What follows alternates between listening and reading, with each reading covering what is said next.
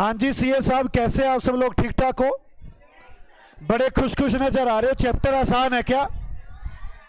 मुझे ऐसा लग रहा है चैप्टर आसान है इसलिए इतने खुश हो, वरना वरना आप लोग तो ना, दूसरा लेक्चर हो चैप्टर का तो आप पहले चैप्टर वाले दिन बहुत खुश, दूसरे चैप्टर वाले दूसरी क्लास में बेहोश, तीसरी क्लास में तो ऐसे हो जाता है कि ये था क्या। आज खुश नजर आ रहे हो, याद है सारा। 2 चैप्टर कर चुके हैं मैंने, इस चैप्टर के 4 बनाए हुए हैं, आप 2 कर चुके हैं, तीसरा शुरू कर रहे हैं। क्या मैं शुरू करूं? आओ सीए साहब, हम चैप्टर नंबर 3 पर है, हम चैप्टर नंबर 3 पर है। प्लीज बातें बंद करें और अब इधर ध्यान दे, कोई मुझे बात करता हुआ ना मिले। चैप्टर नंबर 3 स्टार्ट कर रहे हैं। आपको 1 2 आगे समझ में। सबसे पहले था कलेक्शन, दूसरा चैप्टर मैंने बनाया प्रेजेंटेशन, अब तीसरा चैप्टर कुछ स्टैट की बेसिक बातें, एनालिसिस तो अलग बनाऊंगा अगला चैप्टर, कुछ बेसिक बातें बताना चाहता हूं, अजीब अजीब सी बातें। आओ मेरी बात सुनना शुरू करें।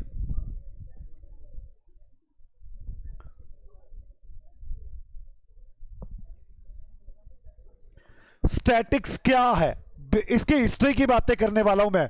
स्टैटिक क्या है, कब बनी थी, किसने बनाई थी, कब पहली बार इसको देखा गया जिंदगी में, किसने देखा, तो ये सब बातें आपको बताऊंगा मैं। मेरी बात समझ में आई है? इसकी क्या कमियां हैं, इसके क्या फायदे हैं, मेरी बात समझ में आ रहा है? मैं आपको हिस्ट्री की तरफ लेकर जा रहा हूं। हिस्ट्री में सबसे पहले किसने इसको बनाया, किसने इसको पहली बार देखा, क्या इसके फायदे हैं, क्या इसके नुकसान हैं। अगर मैं बात करूं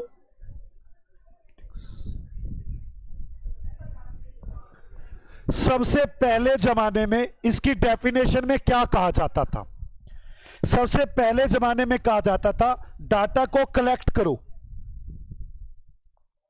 डाटा को कलेक्ट करो और एनालाइज करो, ये स्टैटिक्स होती है। तब इनसे पूछा गया था कौन सा डाटा, क्वालिटेटिव या क्वांटिटेटिव, कौन से डेटा को कलेक्ट करना है। तो ये कहते थे चाहे क्वालिटेटिव डाटा कर लो चाहे क्वांटिटेटिव, किसी भी प्रकार का डाटा हो उसे कलेक्ट करो और एनालाइज करो।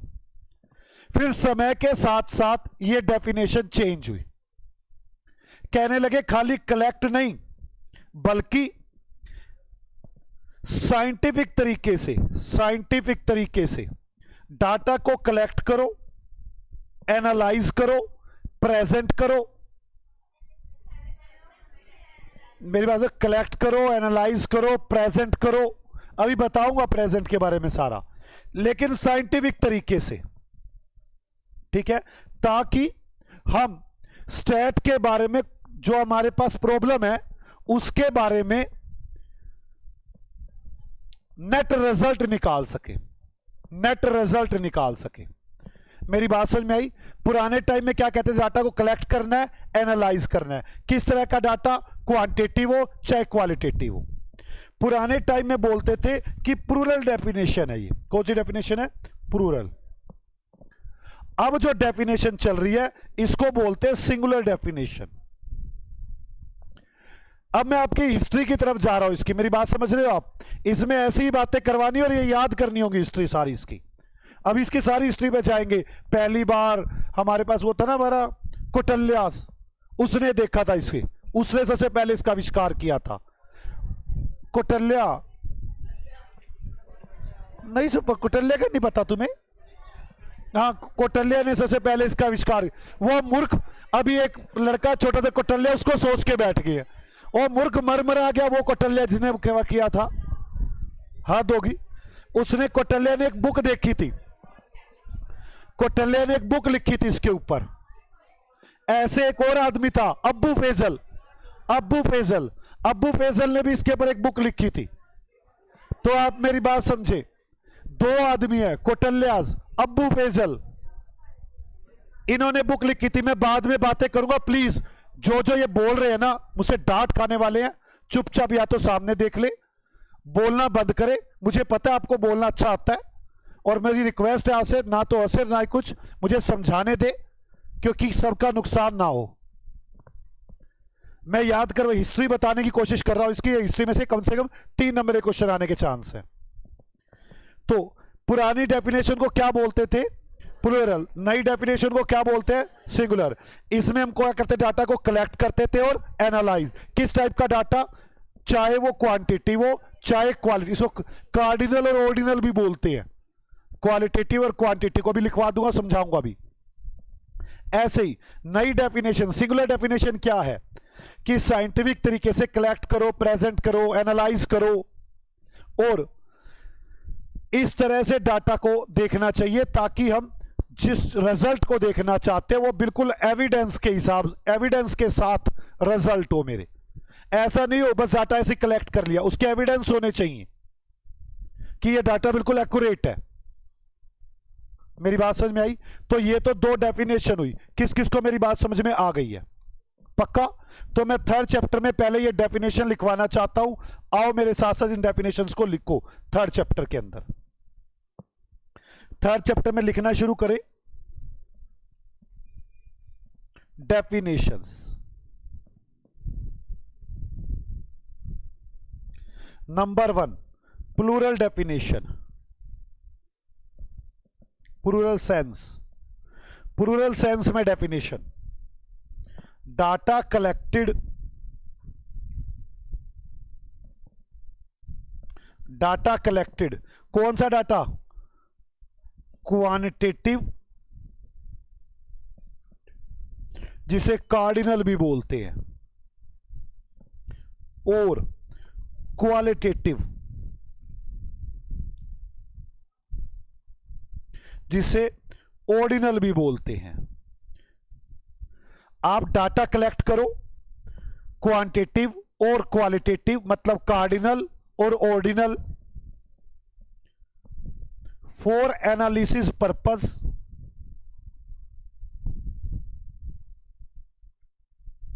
इन यूजुअल मैनर, आमतौर पर जैसे करते हैं।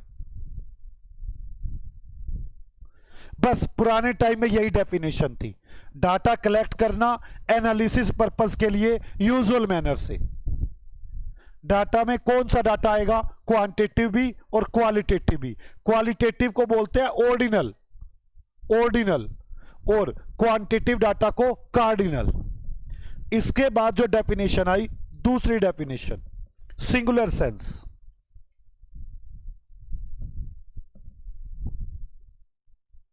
सिंगुलर सेंस,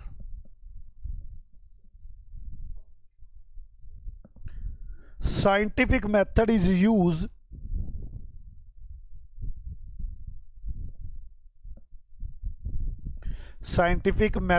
used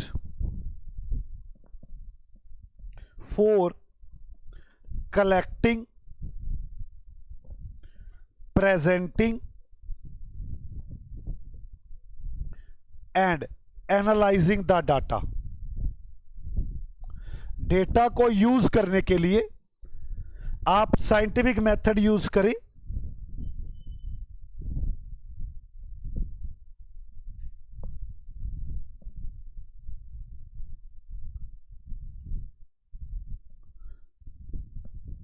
आगे साइंटिफिक मेथड यूज्ड फॉर, ये तो पहली बात समझ में आ गई, कलेक्टिंग, प्रेजेंटिंग और एनालाइजिंग द डाटा। और scientific method use for draw statistical inference, मतलब मुझे स्टैटिकल मेथड यूज करने चाहिए स्टैटिकल इन्फ्रेंस को ड्रॉ करने पर। इन्फ्रेंस का मतलब है जो भी आप रिजल्ट बता रहे हो एविडेंस के साथ होने चाहिए। लिखिए, inference means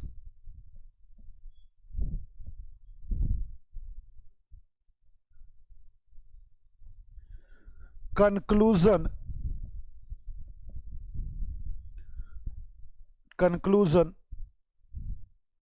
reached on the basis of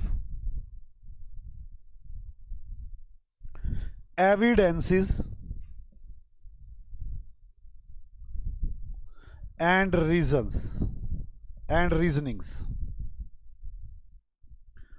आप मेरी बात समझे, साइंटिफिक मेथड यूज करें डाटा को कलेक्ट करने के लिए, प्रेजेंट करने के लिए, एनालाइज करने के लिए, और अपने स्टैटिक के कंक्लूजन को ड्रा करने के लिए। कंक्लूजन किस तरह ड्रा होने चाहिए? इंटरफ्रेंसेस में।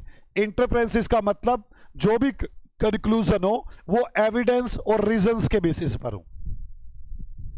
साइंटिफिक मेथड यूज करना डेटा को कलेक्ट करने के लिए, प्रेजेंट करने के लिए, एनालाइज करने के लिए, और स्टैटिकल रिजल्ट्स को, स्टैटिकल कंक्लूजन्स को ड्रॉ करने के लिए। लेकिन जो वो स्टैटिकल कंक्लूजन ड्रॉ करोगे वो इन्फ्रेंस होने चाहिए, स्टैटिकल इन्फ्रेंस। स्टैटिकल इन्फ्रेंस का मतलब होता है कि एविडेंस के बेसिस पर होने चाहिए, रीजंस के बेसिस पर होने चाहिए। ऐसे नहीं कि आप कुछ भी ड्रॉ करके बैठ जाओ। किस किस को ये डेफिनेशन याद हो गई? अब मेरे को मेरी बात समझो, ऐसे याद नहीं करनी, जो जो वर्ड बताए गए ये पता हो।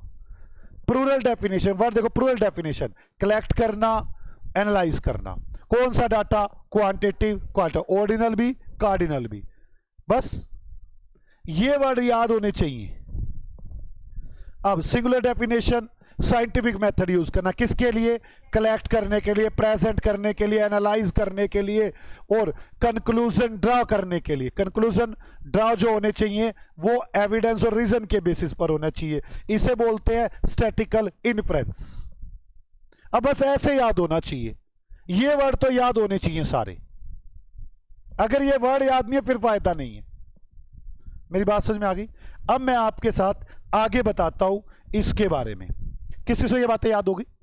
अब सुनो, स्टैट में ना अलग, जब सबने देखा कि इतनी अच्छी स्टैट है, लगभग 300 साल पहले, 300 इयर्स पहले, सबको थोड़ा एक आइडिया होने लगा था कि स्टैट होती है। 300 साल पहले, 300 साल पहले सेंसस की गिनती की गई थी, मतलब जनसंख्या की गिनती की गई थी। सेंसस देखा गया था। उस जब जनसंख्या की गिनती की गई थी तब स्टैट का यूज हुआ था, आज से 300 साल पहले। मुझे हिस्ट्री बतानी है आज आपको स्टैट की। अब 300 साल पहले हम तो जिंदा थे नहीं। अब अलग अलग देश अलग अलग दावा करने लगे, कहते कि हमारे यहां सबसे पहले हुआ था, हमारे यहां पर यह वर्ड था स्टैटिक्स, हमारे यहां पर यह वर्ड था। लगभग 4 देश ऐसे हैं जिन्होंने यह दावा किया। सबसे पहले इटली, इटली के बाद जर्मन, जर्मन के बाद इटालियन,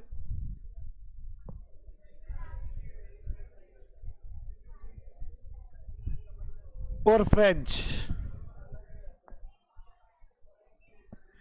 इटली, जर्मन, इटालियन और फ्रेंच, इन सब ने कहा हम प्रूफ दे सकते कि हमारे यहां से स्टैटिक्स की शुरुआत हुई है। इनसे पूछा कि आपके पास क्या सबूत है कि स्टैटिक्स आपके यहां से आई है। मेरी बात समझ में आ गई? आप मुझे बताओ, पहले आपको डेफिनेशन समझ में आ गई? कौन कौन सी डेफिनेशन है? 2। कौन सी? सिंगुलर और प्लूरल।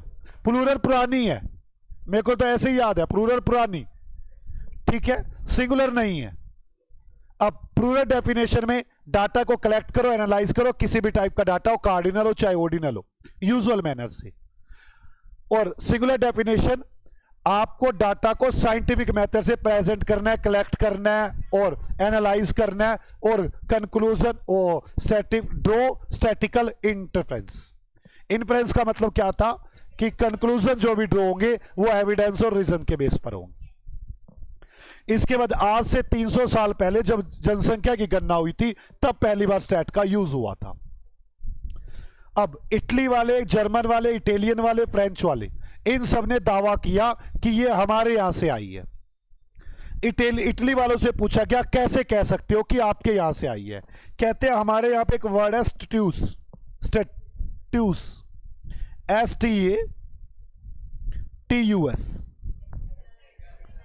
क्या है? क्या?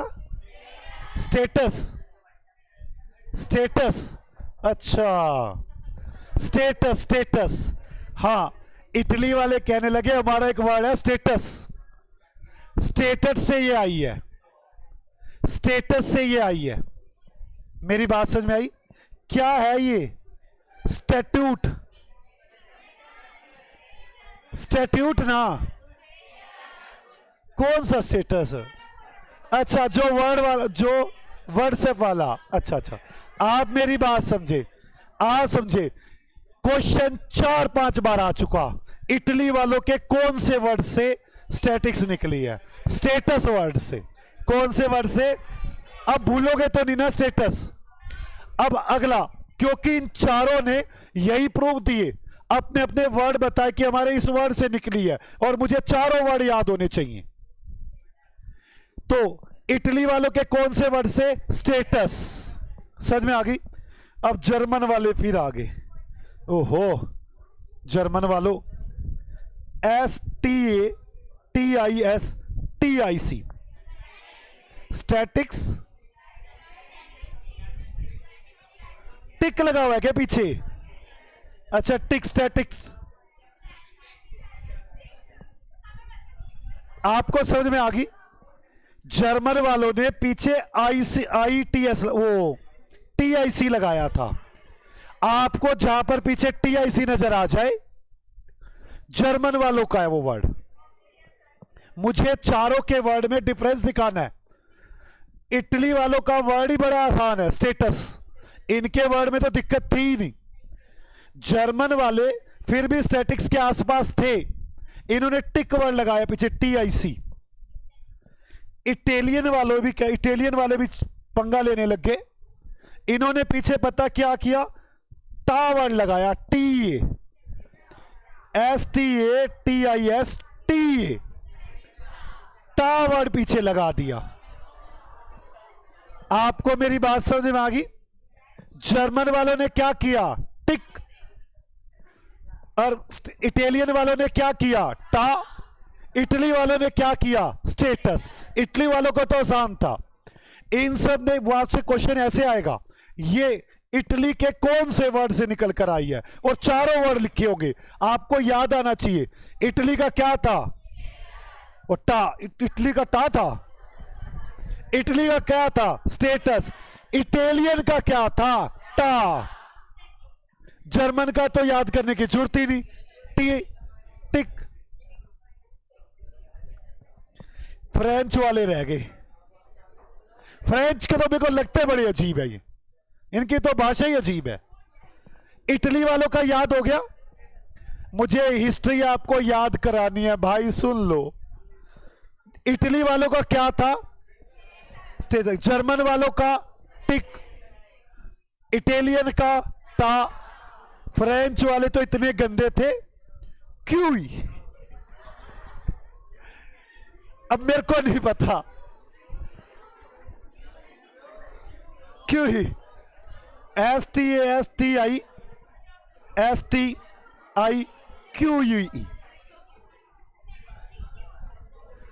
अगलों का वर्णन मैं क्या कर सकता हूं इसमें?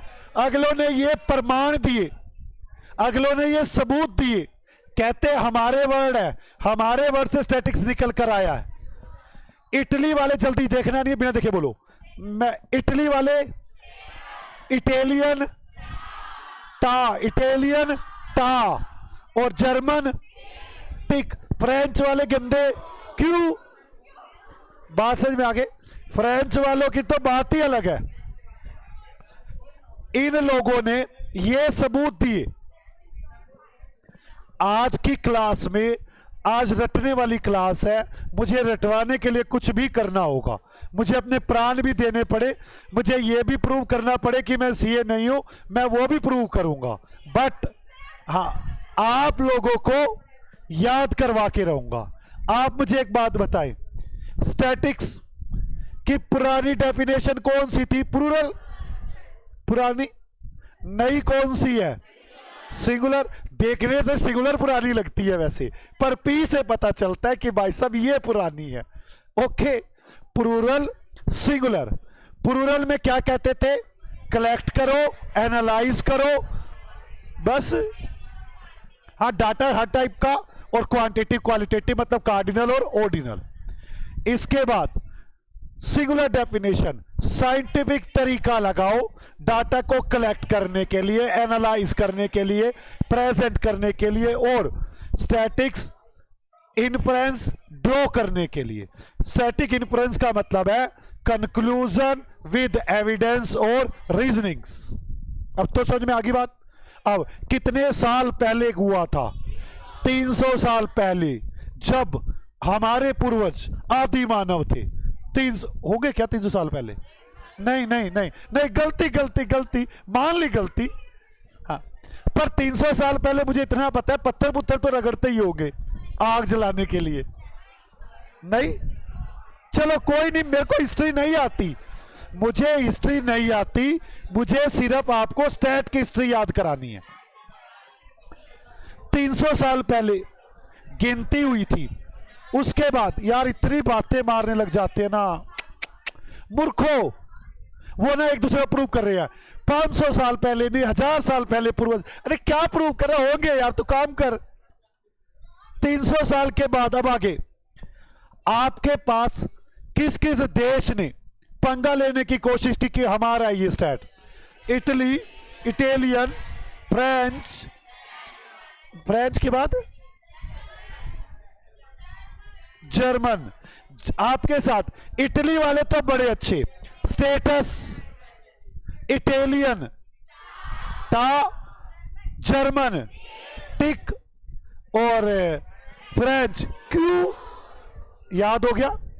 अब आगे सुनो। हाँ, ऐसे इनको याद होता है, बताओ क्या करूं, थ्योरी याद कराऊं कैसे?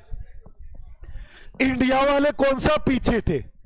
कहते तुमने नहीं, तुमने तो खाली ये बताया कि तुम्हारे पास एक वर्ड था, वर्ड से स्टैटिक्स आई है। हमारे यहां तो बंदे लिख के चले गए थे बुक्स, हमारे यहां तो बंदे ही लिख के चले गए थे। उन्होंने पूछा कौन से बंदे थे जो आपके यहां लिख के गए? हमने कहा हमारे यहां कौटिल्य था। हाँ, कौटिल्य। और इसने तो बुक ही लिख दी थी, अर्थशास्त्र। अर्थशास्त्र, इसने एक बुक लिखी थी अर्थशास्त्र, जिसमें पूरी स्टैट ही थी। आप तो बस इतना से सबूत दे रहे हो कि हमारे इस वर्ड से निकल कर आया है। अरे हम तो प्रूफ क्या, बुक छाप के दे रहे हैं आपको। हमारे कौन बंदा था? कौटिल्य, और उसने क्या लिखी थी? अर्थशास्त्र। एग्जाम के क्वेश्चन है भाई ये, मुझे याद कराने हैं। पता नहीं कहां से हिस्ट्री का टीचर बनना पड़ गया। यहां तक समझ में आ गई? पर बात ये है, याद करा के भेजना है। आगे चलूं? माने नहीं हमारी बात, कहते ना ना ना ना, कौटिल्य क्यों नहीं मानते हम? मैंने कहा एक हमारे पास मुसलमान व्यक्ति भी था। कहते कौन? मैंने कहा अब्बू फैजल। अब्बू फैजल, अब्बू फैजल। कहते इन्होंने क्या किया था? मैंने कहा इन्होंने भी एक बुक लिख दी थी। कहते बुक का नाम क्या था? मैंने कहा Akbari, N Akbari, N Akbari.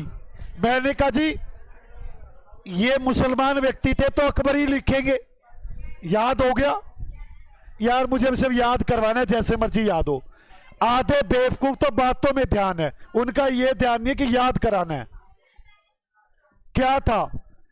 N Akbari, मुसलमान व्यक्ति थे, अब्बू थे, मुसलमान व्यक्ति थे, फैजल, अब्बू फैजल, एन अकबरी। अकबरी लिखेंगे ये, Akbari, N Akbari, N Akbari. Okay, आपको याद हो गई। आपको यहां तक स्टैट का कुछ हिस्ट्री याद हुई इसकी कुछ? अच्छा, आगे बताऊं? जो अकबरी जी, जो इन्होंने अकबरी बुक लिखी थी ना, उसमें इन्होंने स्टैट का यूज किया था वो एग्रीकल्चर में किया था। एग्रीकल्चर का डाटा वाटा सब कुछ बनाया था उन्होंने उसमें। ठीक है, किसका डाटा बनाया था? एग्रीकल्चर का। मुझे पता है अब आपका दिल क्या कह रहा है, इन बातों को लिखवाओ। आओ लिखेंगे, आओ बेटे आओ। मुझे पता है कैसे याद करवानी पड़ती हैं, आप तो बस हाँ लिखो। आओ बेटे आओ, आपने डेफिनेशन लिख ली थर्ड चैप्टर में। अब आप लिखना शुरू करें history of statics.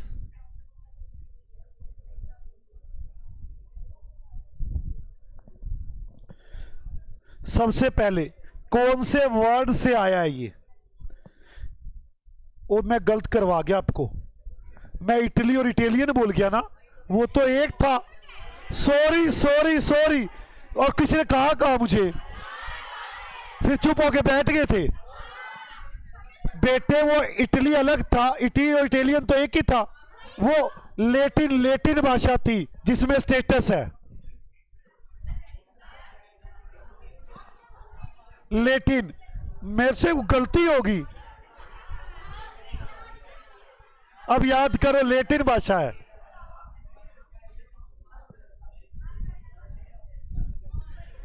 Italian,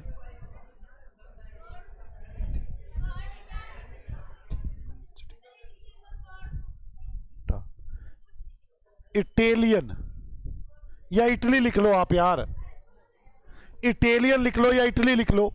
Italian की स्टैटिक्स टा, समझ में आ गई? जर्मन, जर्मन क्या था?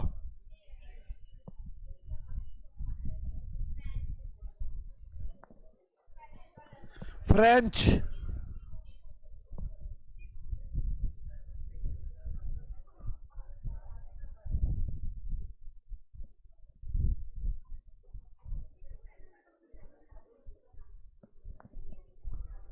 आप समझे? क्यू, जर्मन वाले टिक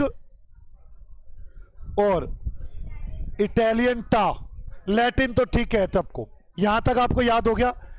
चार भाषाएं जिन्होंने दावा किया कि स्टैटिक्स वर्ड हमारे यहां से आया है।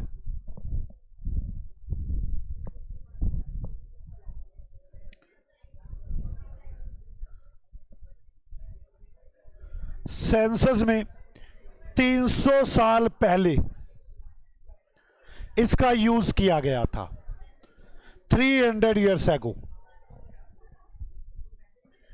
बुक कौन सी लिखी हुई है इस पर?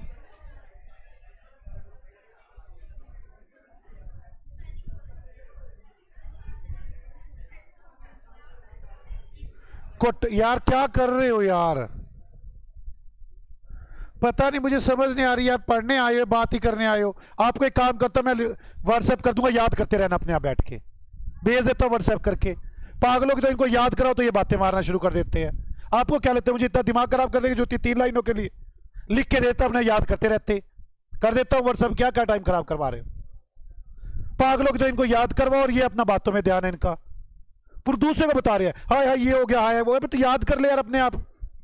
मुझे इसमें गुस्सा आता है बहुत ज्यादा यार इन बातों पे, कि हम तो अपना पूरा जोर लगाते याद करवाने पे, इनको बातों से फुर्सत नहीं है। तुम सीए करने आए बैठे हो या टाइम पास करने आए हुए हो? कुटल्या ने जो अपनी बुक लिखी थी उसका नाम क्या था?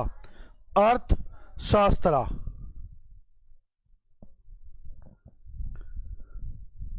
अब्बू फैजल ने जो बुक लिखी थी,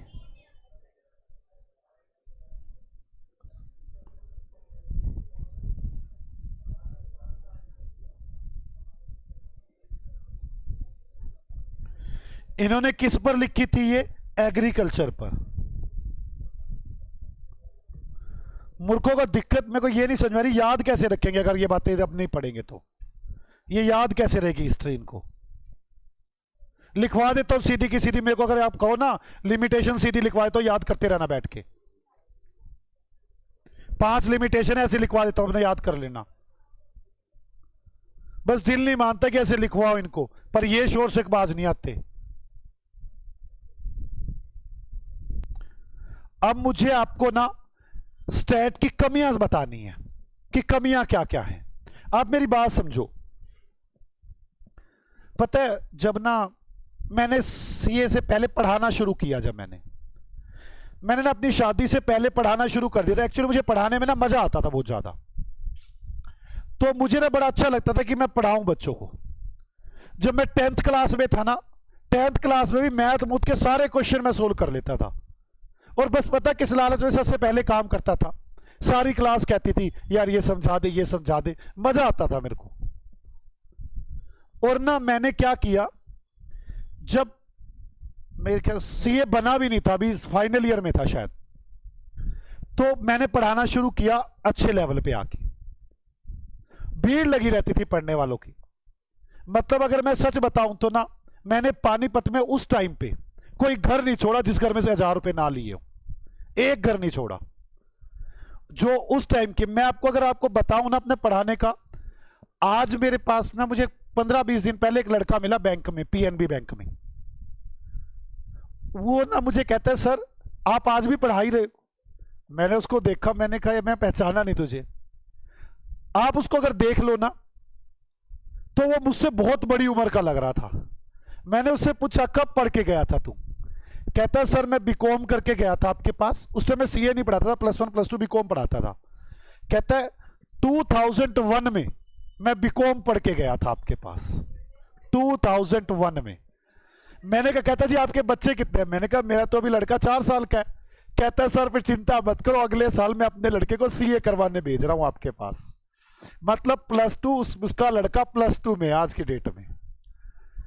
कह रहा है बीकॉम की और मेरी शादी होगी, उसके बाद अब मेरे बच्चे आएंगे आपका सीए करने के लिए।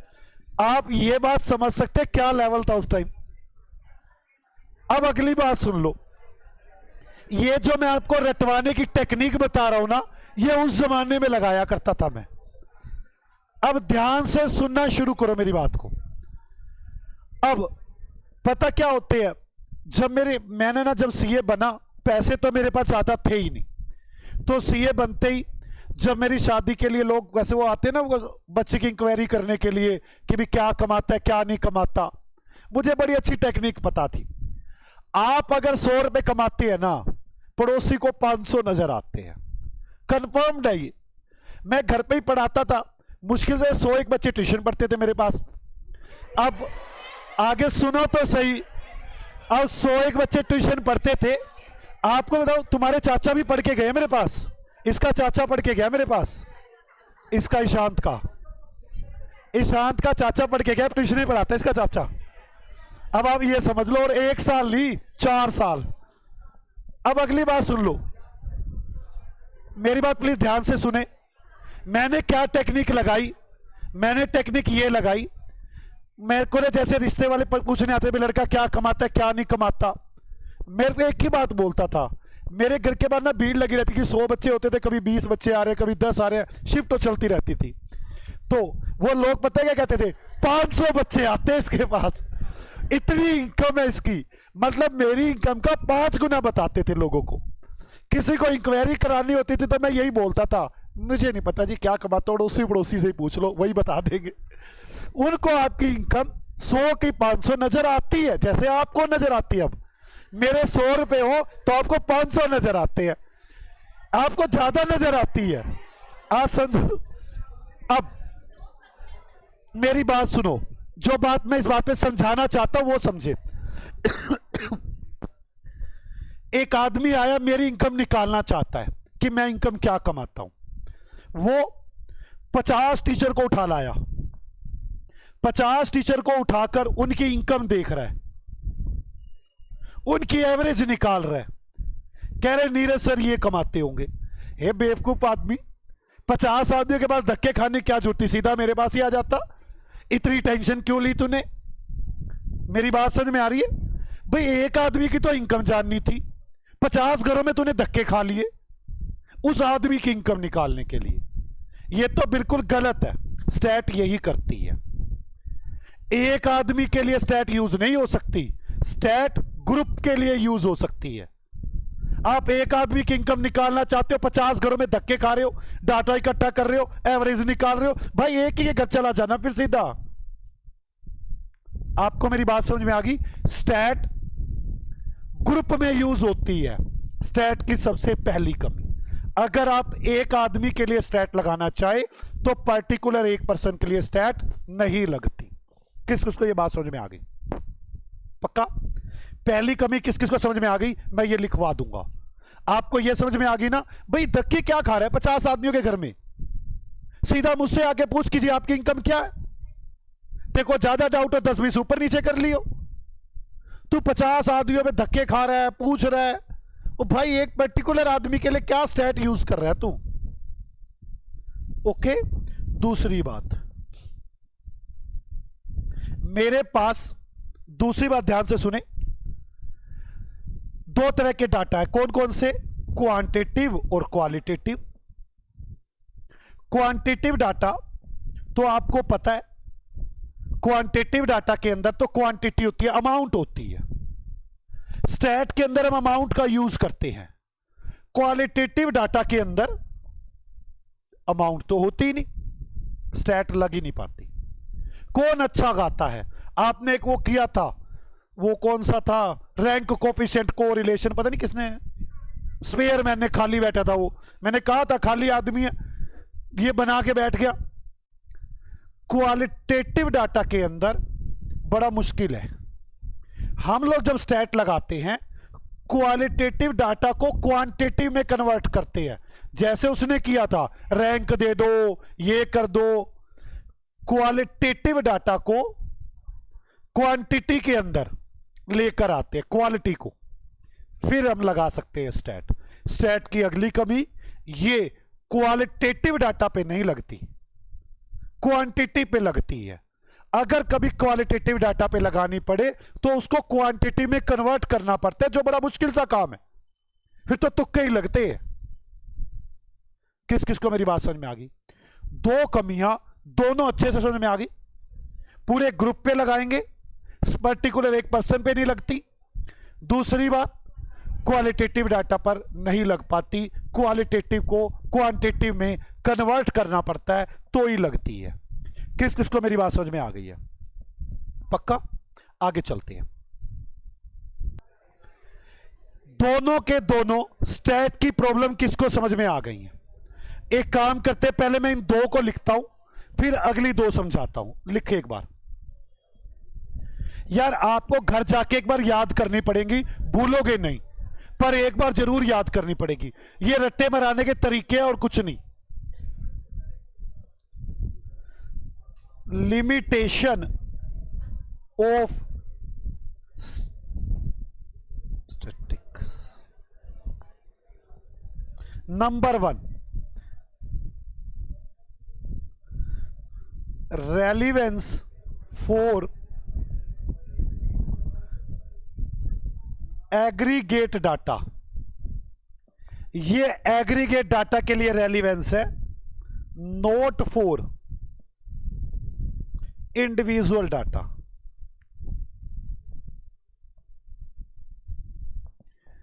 ये एग्रीगेटिव डाटा के लिए है, इंडिविजुअल डाटा के लिए नहीं है। आपको मेरी बात समझ में आ गई?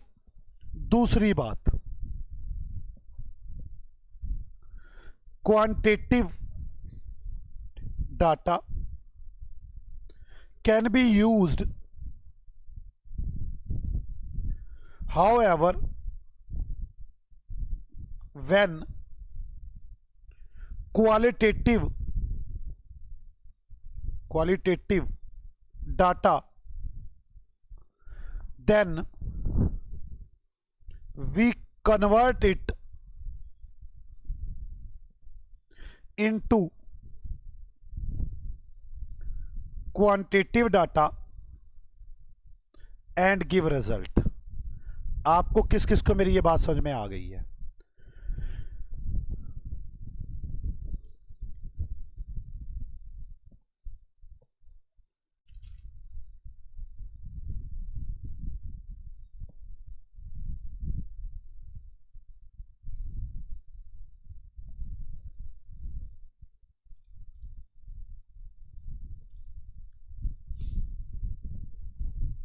आगे चलूं?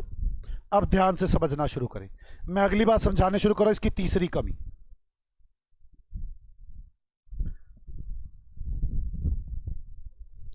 आओ बच्चों, तीसरी कमी समझना शुरू करते हैं। क्या हो गया इसको? तीसरी कमी समझना शुरू करो।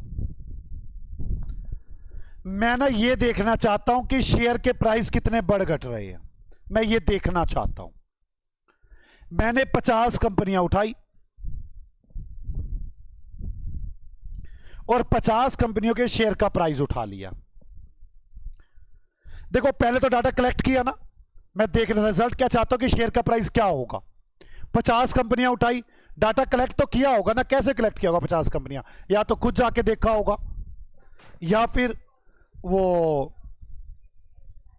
फिर सेकेंडरी डाटा उठाया होगा, प्राइमरी डाटा में, या फिर डायरेक्ट इंटरव्यू किए होंगे लोगों के, इनडायरेक्ट किए होंगे, टेलीफोनिक किया होगा, मेल की होगी, मतलब इस तरह से सारा कुछ यूज किया होगा ना। डाटा आ गया, डेटा आने के बाद प्रेजेंट भी किया होगा भाई, बिल्कुल सही तरह से कितने रुपए वाले कितने शेयर है, कितने रुपए वाले कितने शेयर है, प्रेजेंट हुआ होगा डाटा। प्रेजेंट हुआ के बाद अब एनालाइज कर रहा हूं। मैंने 50 कंपनियों का डाटा उठाया, उनको जोड़ा, उनका मीन निकाल दिया। मैंने कहा ये शेयर के प्राइस में मूवमेंट होगी। अगर ये 50 कंपनियों का जो डेटा उठाया है, ये सैंपल के बेस में उठाया या नहीं उठाया? ये 50 की 50 वो कंपनियां उठा ली जो चली घाटे में रही थी। ये 50 की 50 वो, जैसे मैं बताता हूं, हमें सीए करनी है, हम 50 बच्चों उनसे मिलते हैं जो खुद ही बेवकूफ थे, खुद ही फेल थे, जिनको सीए लगी इतनी टफ रही थी। अब उनसे मिलते हैं, उनसे राय ले रहे हैं कैसी है। वो कहता है बड़ी बेकार है। अब उसका तो कहेगा ही बेकार, उससे खुद से नहीं हो रही। अब आप 50 के 50 उनका व्यू लेके एवरेज निकाल दो, बेकार ही है। ओ भाई अच्छे आदमियों को तो बीच में ले लेता ना व्यू। आप 50 ठीक ठीक आदमी को उठाते, वो आपको व्यू देते कि कैसी है। अगर आपका सैंपल का डाटा गलत है तो आपकी एनालिसिस तो पूरी गलत हो जाएगी। जैसे मैं बताता हूं सीए की मार्केट में, सीए के स्टूडेंट्स वाले बच्चों में खास तौर पे एक बात बहुत ज्यादा है, मैं आपको बताता हूं। अगर 1 लाख बच्चे न्यू ज्वाइनी है तो 15 लाख बच्चे फेलियर है। तो जो फेलियर है वो बहुत ज्यादा है। अधिकतर टीचर्स तो ऐसे हैं, वो नए वालों को पढ़ाते ही नहीं, कहते क्या करना है इनको पढ़ा के, फेलियर को पढ़ाओ ना। फेलियर तो 15 लाख है, भीड़ इकट्ठी हो जाएगी। नए आने कितने हैं? थोड़े से। वो बैच ही फेलियर्स के चलाते हैं, उनको पता ये 15 लाख है, कई सालों के जुड़े हुए हैं। अब जो अच्छे बच्चे होते हैं वो तो फर्स्ट अटेम्प्ट में निकल के साइड होते हैं। फेल कौन होते हैं? जिनके 40-45 वाले बच्चे होते हैं। अब वो फेल हो जाते हैं। अब उनकी सहानुभूति कैसे ली जाती है? तुम तो पढ़ने में बड़े अच्छे थे, आईसीआई गलत था। अब नए वाले बच्चों की सहानुभूति नहीं होगी, इसके साथ सहानुभूति होगी जो 15 लाख फेल है, तो सहानुभूति ज्यादा आ गई आपके पास। क्या ये व्यू गलत नहीं हुआ? आपने सैंपल वो उठाया जो फेलियर थे। देखना कभी भी इंस्टीट्यूट के खिलाफ प्रोटेस्ट करना है, न्यू बच्चा नहीं मिलेगा, फेलियर आए बैठे होंगे। मैं तो एक टीचर की वीडियो देखता, कोई पढ़ाता था कॉमर्स का +1 +2 को, वीडियो डाल रखी थी उसने, इंस्टीट्यूट ये गलत करता है, इंस्टीट्यूट वो गलत करता है, आजकल सीए का पैकेज ये, आजकल सीए का पैकेज वो है।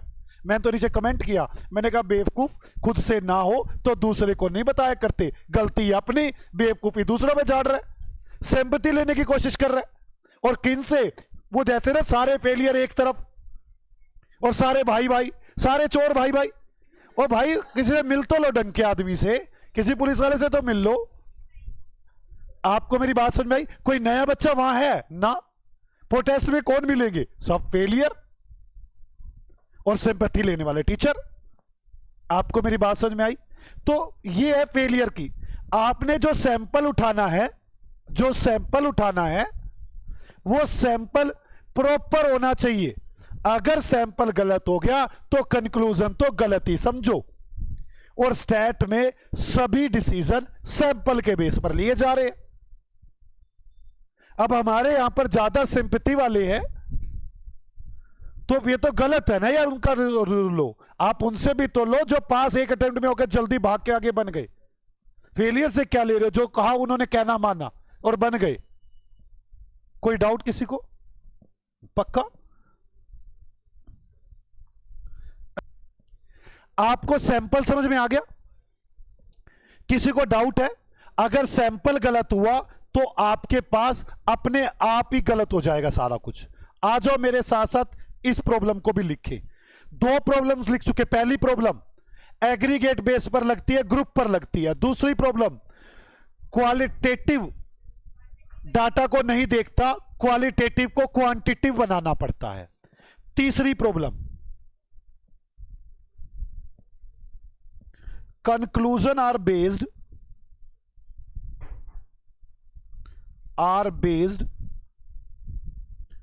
On sampling. कंक्लूजन सैंपलिंग पर बेस्ड है। If improper sampling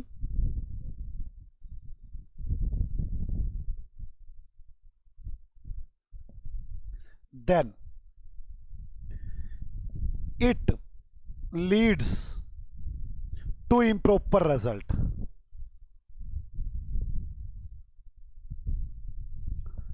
conclusion sampling पर बेस्ड होता है।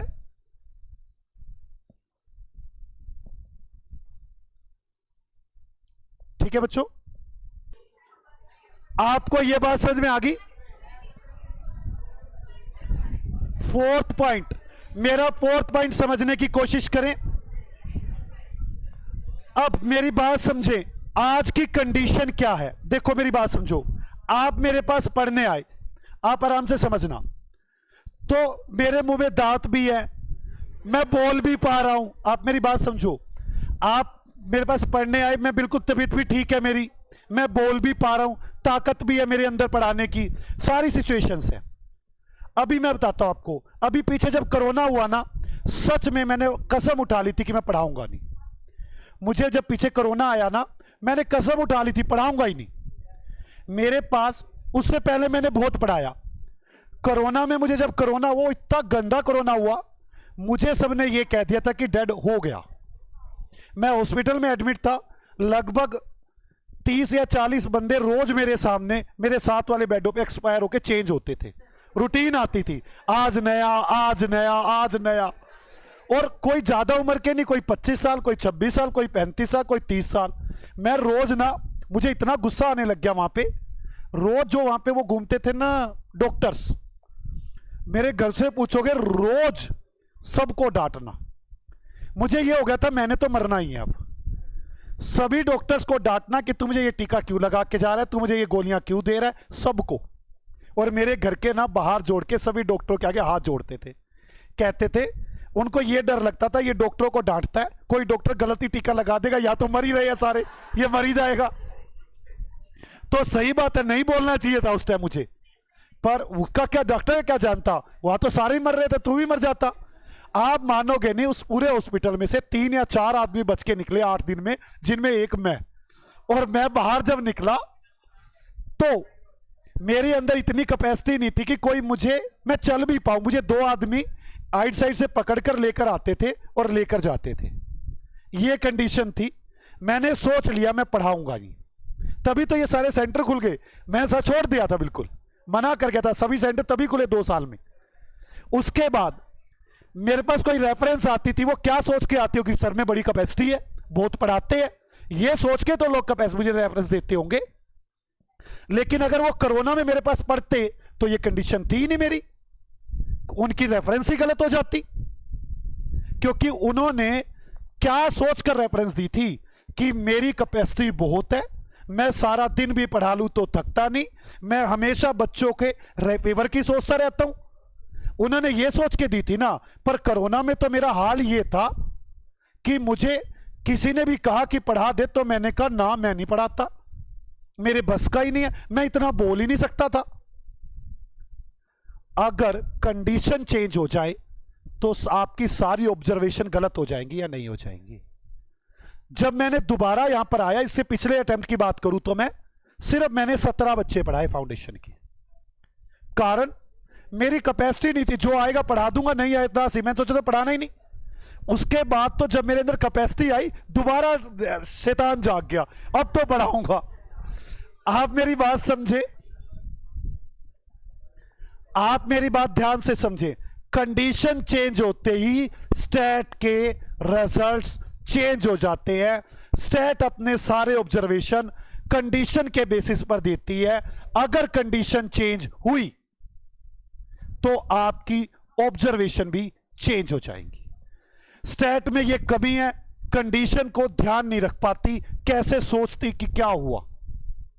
मेरी बात समझ में आ गई? तो लिखना शुरू करें इसकी चौथी कमी। चौथी कमी, projection is based on condition. Projection is based on condition. If condition change,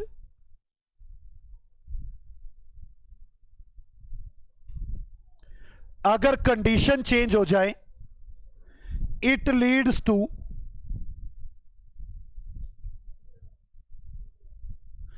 if condition change, या ऐसे करो, if condition change then projection change, then ज्यादा अच्छी लाइन लगेगी, देन प्रोजेक्शन चेंज।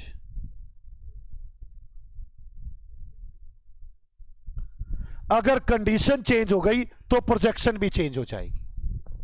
किस किस को मेरी बात समझ में आ गई? लिमिटेशन समझ में आ गई, बुक समझ में आ गई, सेंसस समझ में आ गया, आपको ये वर्ड समझ में आ गए। आज की क्लास का एक बार जल्दी से ओवरव्यू सोचते हैं, क्योंकि ये सब रटने वाली बातें थी। क्या ये मुझे रटी हुई हैं कि नहीं रटी हुई? चलो आप समझो। रटने की पहली बात, डेफिनेशन कितने तरह की हैं? कौन कौन सी डेफिनेशन है? प्लूरल, और प्लूरल कौन सी है? पुरानी। देखो अब याद हो जाएगा, पुरानी। तो क्या करेंगे? कलेक्ट करेंगे, एनालाइज करेंगे डेटा को। डेटा कैसा होगा? कार्डिनल, ऑर्डिनल, क्वांटिटिव, क्वालिटेटिव, वही कार्डिनल ऑर्डिनल। ओके, इसके बाद हमने डिस्कशन स्टार्ट की कि जी सिंगुलर डेफिनेशन क्या थी? साइंटिफिक मेथड यूज करने चाहिए डाटा को कलेक्ट करने में भी, एनालाइज करने में भी, प्रेजेंट करने में भी, और इन्फ्रेंस ड्रॉ करने में भी। स्टैटिक इन्फ्रेंस क्या होते हैं? वो कंक्लूजन जो एविडेंस और रीजंस पर बेस्ड हो। खत्म।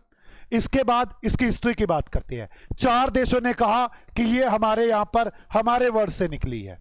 तो सबसे पहले लैटिन वर्ड्स, उन्होंने कहा स्टेटस। दूसरा इटालियन, टा टा, इटालियन टा। इटालियन के बाद जर्मन, टी, टिक, जर्मन टिक, टिक, जर्मन टिक। उसके बाद फ्रेंच क्यू। बात समझ में आ गई? इसके बाद 300 साल पहले जनगणना में इसका यूज किया गया था, जनगणना, सेंसस। इसके बाद हमारे इंडिया वालों ने कहा, हमारे भी 2 बंदे थे जो बुक लिख के चले गए, आप नाम ना बताओ। एक तो कोटेलियास, उसने कौन सी बुक लिखी थी? अर्थशास्त्र। और दूसरा अबू फैजल ने एना अकबरी, इसने एग्रीकल्चर पर लिखी थी। यहां तक समझ में आ गई थी कि हमने यहां तक हिस्ट्री जानने की कोशिश की कि हमें थोड़ी बहुत हिस्ट्री तो पता हो। इसके बाद लिमिटेशंस आ गई। लिमिटेशन को याद करो, क्या थी लिमिटेशन? लिमिटेशन में बात नंबर एक बोलो। एक तो ग्रुप को देखता है, सिंगल के लिए सेट नहीं है। दूसरी क्वांटिटी को देखता है, क्वालिटेटिव को नहीं। तीसरा कंक्लूजन सैंपल पर बेस्ड है। प्रोजेक्शन कंडीशन पर बेस्ड है। Condition change, projection change. मैंने आपको बताया ना, अगर आपको मेरा रेफरेंस दे रहा था और मेरे को बीमार था तो कंडीशन चेंज थी, मैं इतना रिजल्ट दे ही ना पाता। आपको मेरी बात समझ में आ गई? चैप्टर नंबर 3 भी खत्म हुआ। चैप्टर नंबर 3 ने एक बात और बता दूं, चलो। एप्लीकेशन कहां कहां लगता है, ये स्टैट कहां कहां लगती है? एप्लीकेशन ऑफ स्टैट, ये भी लिख लो थ्योरी में, एप्लीकेशन ऑफ स्टैट।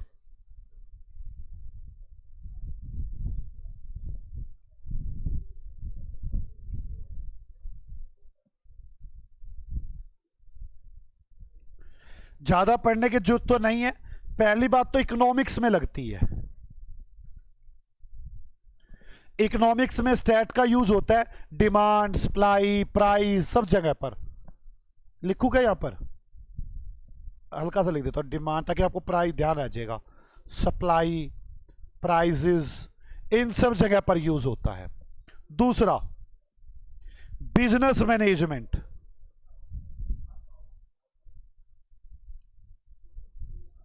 देखो बिजनेस को कैसे मैनेज करना है, इसमें स्टैट का कैसे यूज होता है।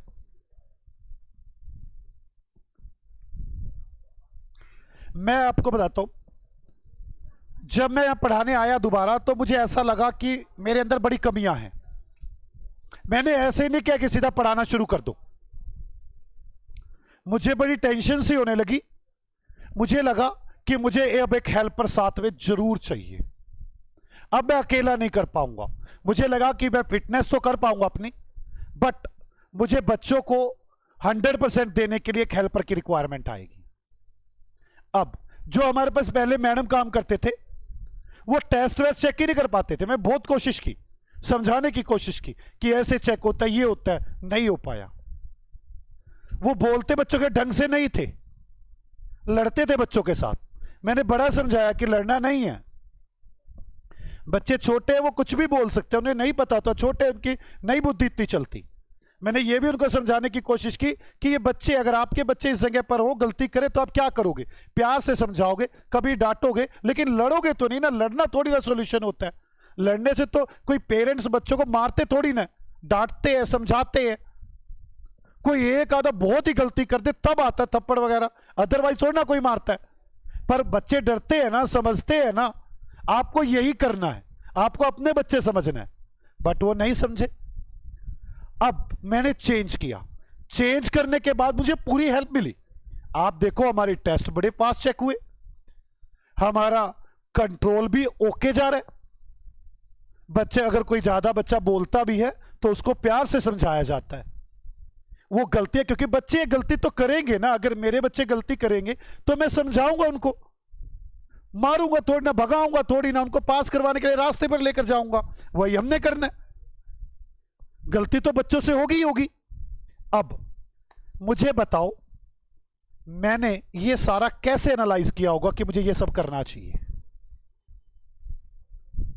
स्टैट से मैं देख रहा था बच्चों के नंबर क्या आ रहे हैं, बच्चों में कमियां कहां जा रही हैं, कॉम्पिटिटर क्या कर रहा है। मैं सारा डाटा कलेक्ट कर रहा था।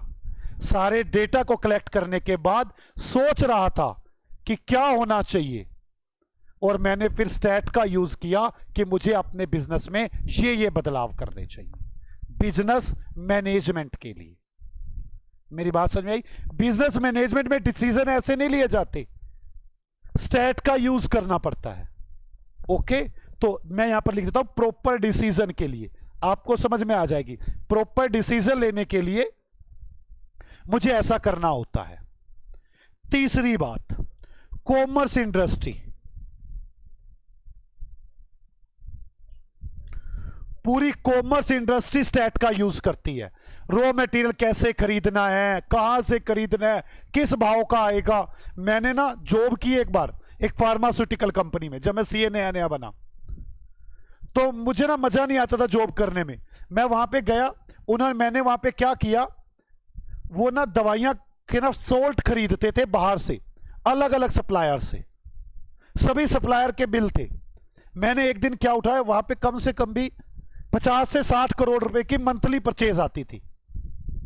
मैंने 3-4 दिन लगातार बैठा और उनके सारे परचेज के, जैसे मान लो एक साल्ट है बी, अब नाम तो मैं भूल भाल गया, बी, जितने भी बिल 20 साल्ट के अलग अलग सप्लायर्स आए थे सारे इकट्ठे करवा लिए और उनकी एक्सेल शीट बनवाई, क्या भाव का आया, किस डेट पर आया है। मैंने देखा कई आदमियों ने भाव ही डबल लगा रखे थे। मैंने वहीं से गोलमार्क करके उनको अंडरलाइन किया और मालिक के पास गया। मैंने कहा सर मुझे तो ये डबल भाव लग रहे हैं। उसने मुझे बताया, कहता कि भाव बदलते रहते हैं बड़े ज्यादा, आपका ये काम ठीक नहीं है। मैंने कहा सर कोई बात नहीं, मैं एक काम करता हूं, मैं पैसे काट लेता हूं सबके, मैं जो सब जिसका सबसे कम भाव है उस भाव से सब लगा के बाकी सबके एक्स्ट्रा पैसे काट देता हूं। मेरे पास आएंगे ना कि आपने पैसे क्यों काटे, मैं ये जवाब दूंगा, फिर वो आपके पास आएंगे। आपको अगर लगे कि ठीक है तो ठीक है, नहीं तो काट दो। आपको इससे बहुत बेनिफिट होने वाला है। मैंने ये पूरी स्टैट का यूज कर रहा था। मैंने सारे उन डेटा को कलेक्ट करके बिल्कुल अरेंज किया, और मानोगे नहीं, उसमें 30 करोड़ रुपए की उस महीने परचेज थी, 7 करोड़ रुपए काट लिए, जबकि लास्ट में मालिक के साथ सारी अरेंजमेंट होके 2 करोड़ रुपए बच गए, 5 करोड़ मालिक को बांटने पड़े। सारे कहने लगे ऐसे हम नहीं देंगे सामान, ये नहीं देंगे। तो हमने कहा ठीक रेट का देना था, फिर आपने ऐसे कैसे लगा लिया? उसी दिन इसका इस भाव का, तेरा इस भाव का कैसे हो गया? आखिर कर करा के 2 करोड़ रुपए बचा लिए। वो मालिक, आपको मुझे बताओ, मुझे तनख्वाह देते हुए रोएगा? वो मालिक तो मुझे भाग भाग के तनख्वाह देगा। जब मैंने जॉब छोड़ी, मैंने 3 महीने बाद जॉब छोड़ दी थी, 3 महीने बाद उसके कम से 10 वो ना इनके वहां से। आपको अगर सैलरी कम लगती है तो सैलरी बढ़ा देंगे, वो तो बढ़ाएंगे ही जब कमा के इतना दूंगा। आपको मेरी बात समझ आई? खाली पैसे थोड़ी ना ले रहा हूं, गया और काम करके आ गया, पैसे दे दो। अगलों के पैसे कमा के दूंगा तो देंगे ना। आपको मेरी बात समझ में आ रही है? तो कॉमर्स इंडस्ट्री पूरा यूज करती है, जिसे मैंने आपको एक एग्जांपल दे भी दिया रॉ मटेरियल का, कि रॉ मटेरियल हम परचेज करते थे, मैंने ऐसे डाटा बनाया सारा और अपनी इंफॉर्मेशन सारे पैसे बचाए। तो कहां कहां पे, जैसे रॉ मटेरियल में, सेल में, ऑपरेशन में, इन सब के अंदर कैसे सामान बनाना है, बेचना है, हम यूज करते हैं स्टेट का। स्टेट का यूज कहां कहां हो गया? मेरे को ना ये चारों वर्ड याद होने चाहिए, 1 नंबर के क्वेश्चन में आ सकता है। बिजनेस इंडस्ट्री, बिजनेस मैनेजमेंट में, इकोनॉमिक्स में, कॉमर्स इंडस्ट्री में, demand, supply, price, proper decision लेने में, रॉ मटेरियल में, सेल में, ऑपरेशंस में। अब मेरे पास चैप्टर नंबर 3 खत्म हो गया। अब मेरे पास इसके बाद चैप्टर नंबर 4 आता है। आप लोग इसे अच्छे से याद रख करेंगे। आज 4th क्लास में चैप्टर खत्म हो जाएगा।